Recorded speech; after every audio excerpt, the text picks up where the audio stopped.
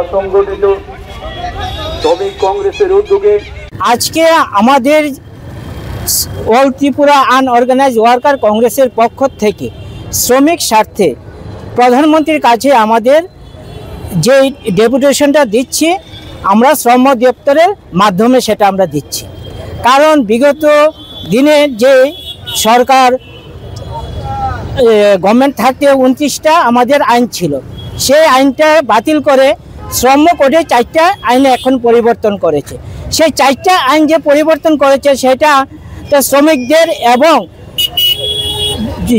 নতুন যুবকরা যারা চাকরি পাবে তাদের জন্য এবং আপনাদের জন্য খুব বিপজ্জনক।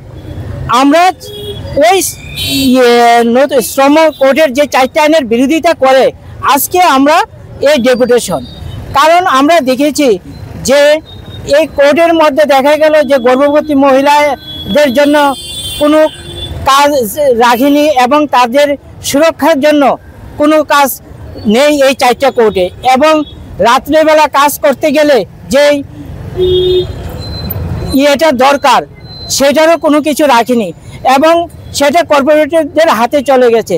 তারা যে কোনো সময় 300 লোক অবধি কাজ থেকে বের করে দিতে পারে এবং তারা কোনো বিনা নোটিশে সেই কাজগুলো করতে পারে। আমরা তারই প্রতিবাদে আজকে শ্রম দপ্তরে প্রধানমন্ত্রীর কাছে এই ডেপুটেশনটা দেব শ্রম দপ্তরের মাধ্যমে। আমাদের 9 দফা দাবি। আমি শান্তনু পাল, অল ত্রিপুরা আনঅর্গানাইজড ওয়ার্কার কংগ্রেসের চেয়ারম্যান। আজকের এই গণডেপুটেশনের দলে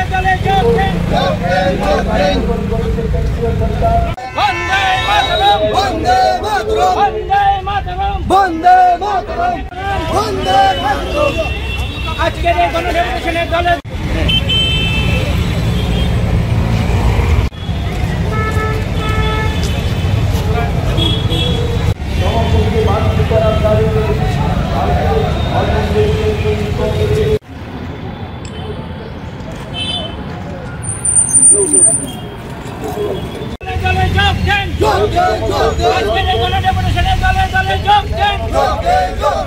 গণডেপুটেশনের